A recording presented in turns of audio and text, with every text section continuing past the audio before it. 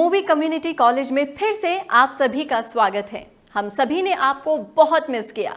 इसे लाइक और सब्सक्राइब करना ना भूलें। शांति और बहुत सारा प्यार।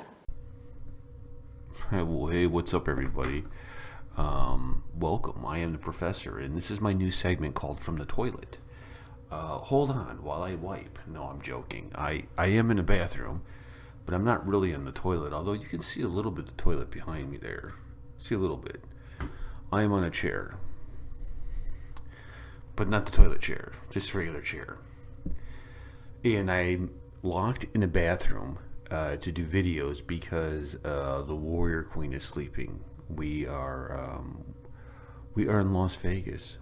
Viva Las Vegas. Viva Las Vegas. And we're here to visit family. Tish's brother lives in Las Vegas. He is a big shot at the casinos, and so he set us up with a room. And I put that picture up on Community, and that was us leaving a very fancy dinner. And I don't smoke. I know the picture looks like I smoke. I don't smoke. The Warrior Queen's brother smokes, and he said, "Can you hold this for me?" Because he had to go fix something with somebody. I don't know. He's one of the bosses, so I was just holding his cigarette for him while he. Yes, it just looks ridiculous. Also, what looked ridiculous is how much weight I need to lose. The Warrior Queen has been lovingly on me. Cause my dad's pretty big, and it's starting with me. You know, my dad's probably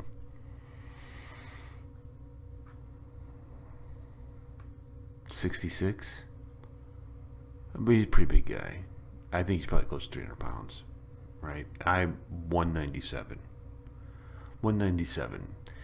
And sometimes you just don't realize it, like your weight, until you see a picture and you're like, oh man, baby.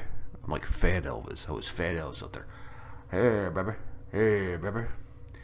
And so we're in Las Vegas. We're going to go see a hockey team play, the Las Vegas Knights. And I don't think any of my family will come on camera. I tried talking to some of them. But this is probably the world's longest intro. I have a video here. It's the Hindus of Bangladesh in a quiet case of ethnic cleansing. That's not good. Let's take a look at this.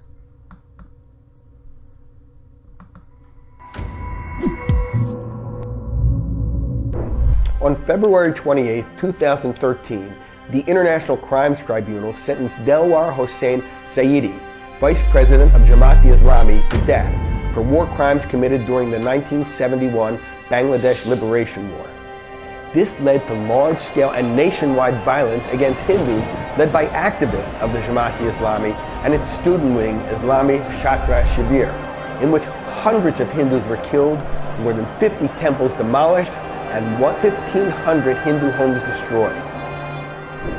Now, a few months before that, in December 2012, Bangladeshi Home Minister Muhyiddin Khan Alamgir had questioned my right as a foreign citizen to raise the issue of the abduction of a 23-year-old Hindu woman, Eddie Biswas, from Bagarhat in southwestern Bangladesh. Her family had been told to abandon their small piece of land and leave Bangladesh. On his request, I sent the Home Minister all the available evidence of the case. Eddie remains missing to this day. She was probably converted, raped, and maybe even murdered. It's unlikely that we will ever know what really became of her. Pakistan's 1951 census, the first taken after the large population transfers that accompanied partition, found Hindus to be about a third of the East Pakistani population. When Pakistan became Bangladesh in 1971, they were just under a fifth.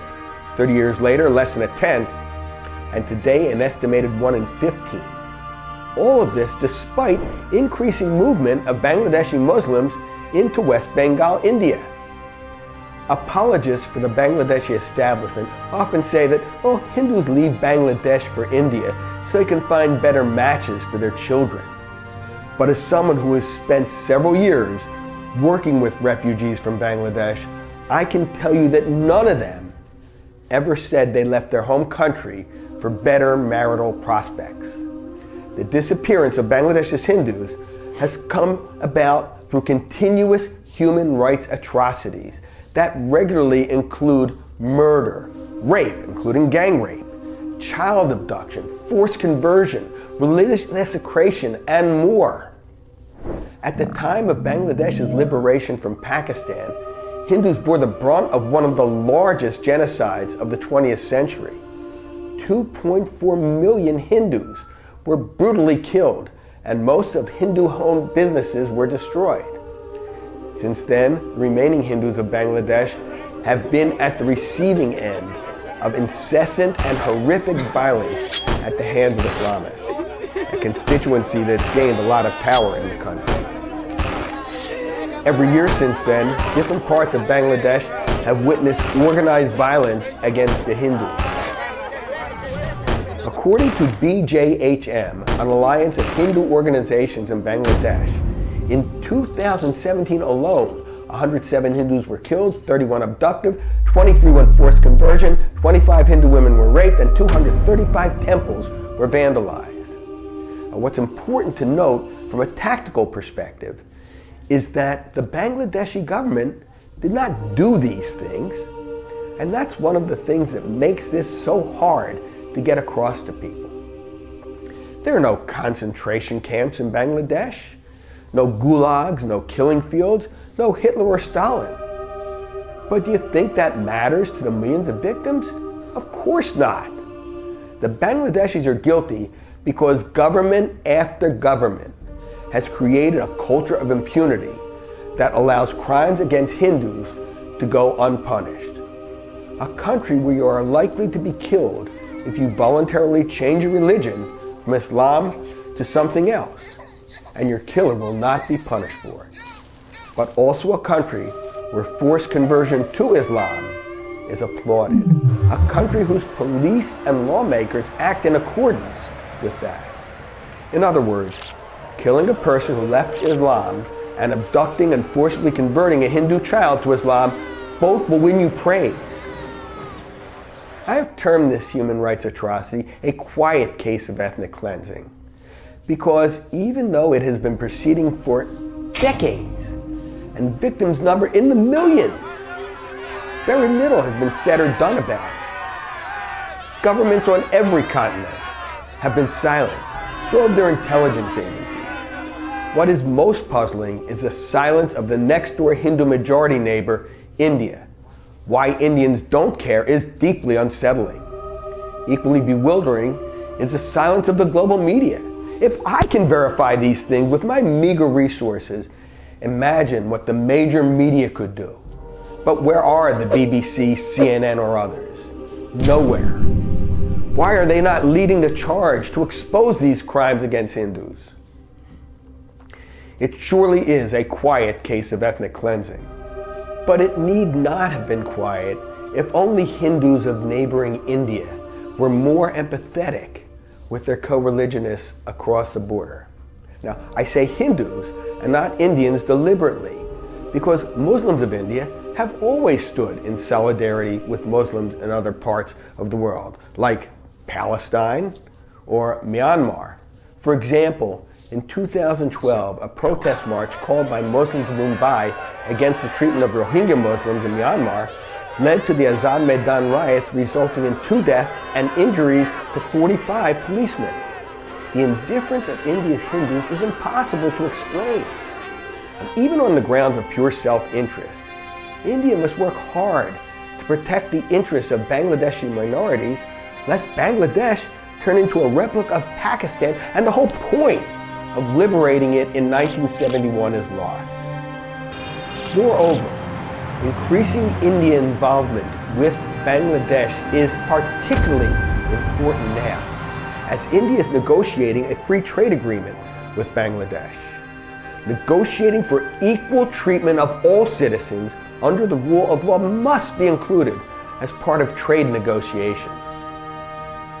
India must protect Bangladeshi Hindus by asking the Bangladeshi government to 1. Repeal the Vested Property Act that has legalized the seizure of most Hindu property in Bangladesh. 2. prosecute and punish all those who commit these crimes against Hindus as they would other crimes, even if the leader is an imam. And 3, sack any police or government employees who participate in cover-ups or in any way refuse to prosecute or punish the criminals. What is happening in Bangladesh is a quiet case of ethnic cleansing. As people of the same blood, it is morally imperative on India's Hindus to raise their voice and force the political leadership of your country to take action. I am Richard Benkin for Upward.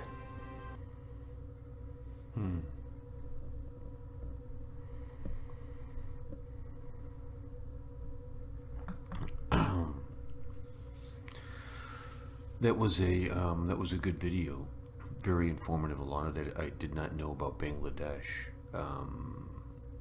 Now I know a lot of Bangladeshians are here in Arizona, and they are Muslims, and they seem very meek. They don't seem to be, very meek, very friendly. And so to see that, I didn't know anything about the region with that. I know there's a problem with Bangladesh crossing over into Assam and Nagaland, and they kind of just house squat, and they house squat, and then you have a hard time getting them off your property. But it's more of a case of illegal immigration, I would say. But that is sad to hear. That's very sad to hear. I know from time to time when Christians, and I'm going to speak from the Christian perspective in America, when there are cases of Christians who are faced with the death penalty or anything like that, occasionally, it seems like once a year, American government will get involved and try to step in and do something or say something. Trump has been way more busy at that than past presidents. Even president, and this isn't a Republican Democrat thing. Even Bush, the Bushes really didn't get involved in that. They didn't really help people. Trump seems to be doing that a lot. That was a good video. It's sad to hear, and it doesn't surprise me that I didn't know it, but it doesn't surprise me considering Bangladesh was eastern Pakistan, and they're kind of following the Pakistani model. And I think he makes a valid point. I would say from a security standpoint, from a military standpoint, you run the risk of now having 2 Pakistans on your border that you're going to have to deal with, that there would be 2 LOCs, and I don't think you want that. I think this may be an opportunity in Bangladesh that you can solve with soft power. This idea of how do I change a culture through music, movie, news, trade, that kind of stuff, as opposed to, the traditional military. Very good video. I enjoyed it. Man, my back is killing me. I slept weird I'm not in my own bed, so I slept weird on something. My back is just tied up. Well, thanks so much for watching, and join me for another episode of From the Toilet. Here's From the Toilet.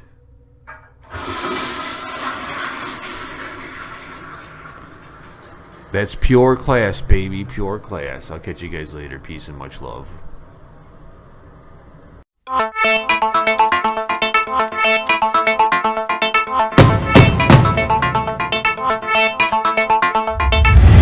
Single stop for entertainment, events, movies and much more. Azindia.com. For news, travelogues, sports, we brought you Azindia Times monthly tabloid. Now time to start something new. Movie reviews, interviews, talk shows, everything comes to you in diorama.